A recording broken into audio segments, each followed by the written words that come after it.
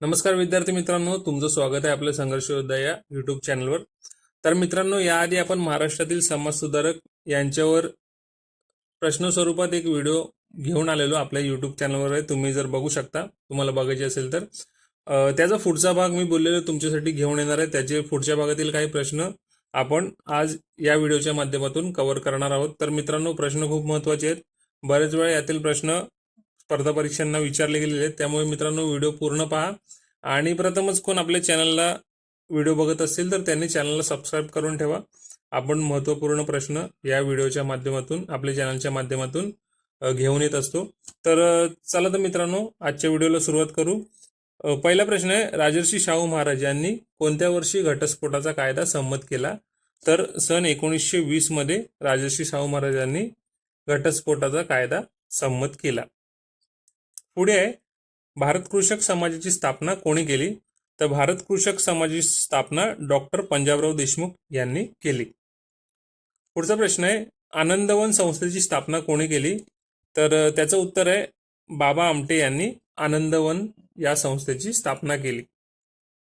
सर्वांना माहितीच असेल, बाबा आमटे हे कुष्ठरोग्यांसाठी महत्त्वपूर्ण अशी कामगिरी करत होते. त्यासाठीच ही आनंदवन ही संस्था त्यांनी स्थापन केलेली होती.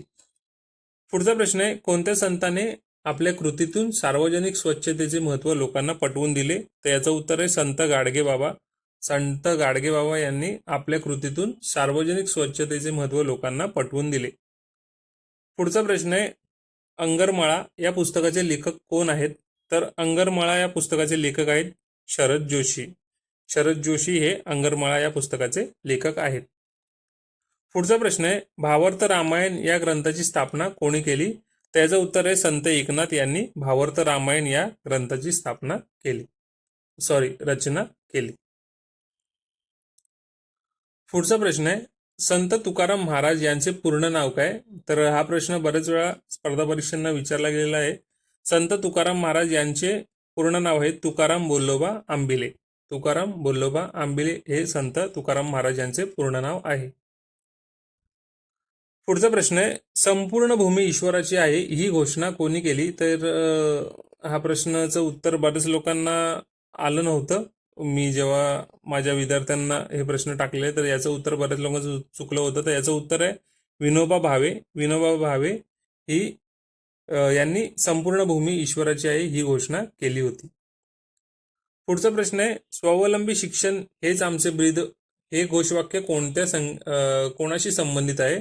तर रयत शिक्षण संस्था या संस्थेचे ब्रीदवाक्यच आहे स्वावलंबी शिक्षण हेच आमचे ब्रीद. पुढचा प्रश्न आहे, डॉक्टर बाबासाहेब आंबेडकरांनी लिहिलेला कोणता ग्रंथ त्यांच्या निधनानंतर प्रसिद्ध झाला? तर याचं उत्तर आहे, बुद्ध आणि त्याचा धर्म हा ग्रंथ आहे डॉक्टर बाबासाहेब आंबेडकरांचा. तो त्यांच्या निधनानंतर प्रसिद्ध झाला.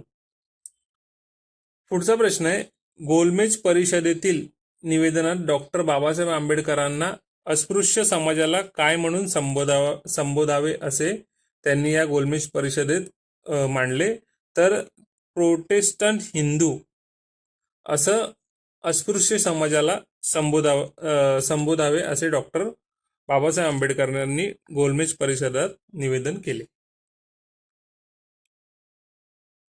आणि एक महत्वाचं, डॉक्टर बाबासाहेब आंबेडकर ज्या 3 गोलमेज परिषदा झाला त्या तिन्ही गोलमेज परिषदेला उपस्थित राहणारे एकमेव भारतीय म्हणजे डॉक्टर बाबासाहेब आंबेडकर हे आहेत. मित्रांनो, हे लक्षात ठेवा, तिन्ही गोलमेज परिषदेला उपस्थित राहणारे एकमेव भारतीय हे डॉक्टर बाबासाहेब आंबेडकर होते.